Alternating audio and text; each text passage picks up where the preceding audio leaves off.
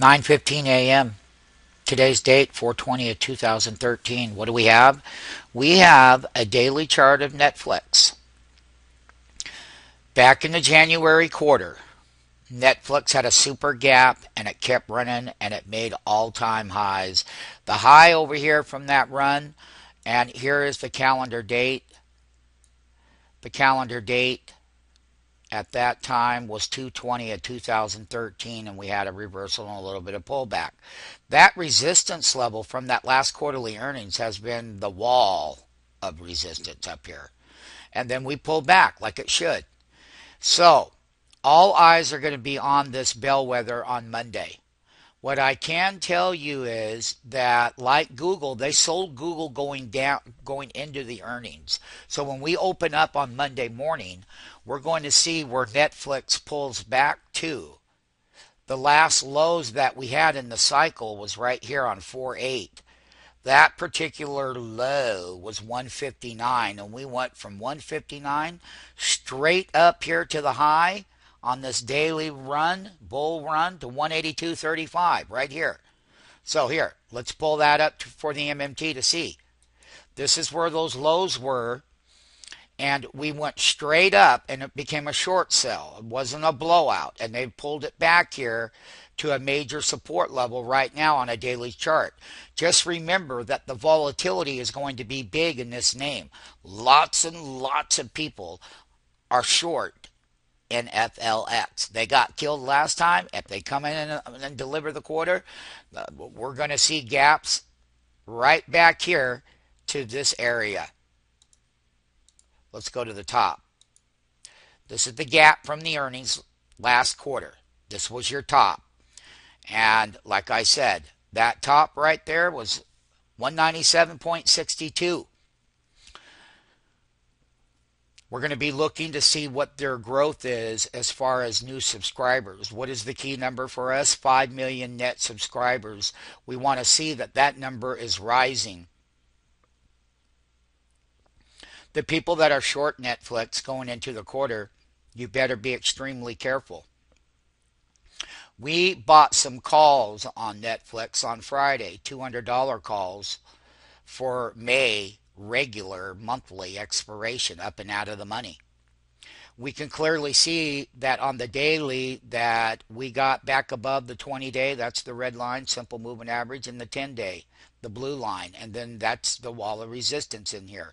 Each one of these lines on a daily are $5.05 per 1/2 delta movement in our system, and that's all mathematically coded, and it's right to the penny on Netflix.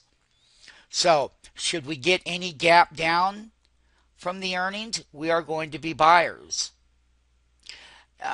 When they gap down Google, and we'll use a Google chart in reference, Google sold down here going into the quarterly earnings on Thursday.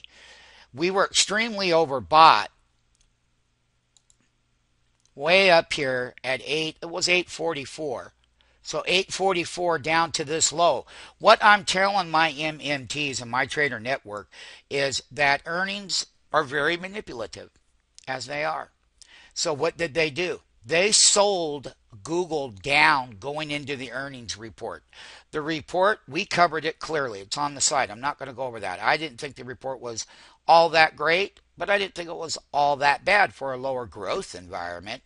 But the point of it is they priced those earnings, and then they took this thing off the bottom on Friday, a day after. They reported on Thursday on 4/18, and bam, we went straight up. Look, right here. That was a huge move on this 60-minute chart. The low was on Google, that low in here, which is something to be very mindful of, was exactly 766.51. And on Friday, the day after, that morning, that low was 766.51, and we went straight to the top here. We went straight to the top here to 803.44. Why did they do that? Because The people that have been on the sideline, they've got $900 price targets. They got $1,000 price targets, just like they did with Apple. But here is the thing, MMT. They sold it going into the report.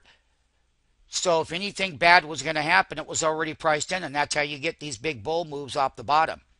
What I am saying is that I don't see anything different with Netflix, meaning that Netflix is well off the highs. It's going into earnings Monday after the close on Monday. And we would look for the same type of pattern in Netflix as what Google did. Now, you can clearly see that's a daily chart. Here's a 60-minute chart of Netflix and how it's traded from that high that I showed on the daily here straight down to 159. It needed a correction, but the dip buyers came in and they bought the dip all the way up to 182. That was a nice long movement on this 60-minute chart. And now we're right back here, but the lows for right now are holding. They didn't break these lows. That did sell off on Friday only for one reason. Same reason why they sold Google. They sold it because they know it reports earnings tomorrow on Monday. And we're going to be buying dips. And this is an earnings preview. They come in, they blow out the quarter, they add new subscriber growth. Hey, this stock is going to get on fire. Could trade up to 225 over a period of time. It's not going to happen all in one day. I never said that, MMT. What I did say, though, a great report, even on a mediocre report and they gap it down, we'll buy the gap down when it hits that low price and we'll trade it. We see lots of great opportunity in Netflix. The bears have been all over it for the last few years. They've turned the corner in the earnings cycle, and I can tell you, I would not want to be short this name going into Monday's earnings report.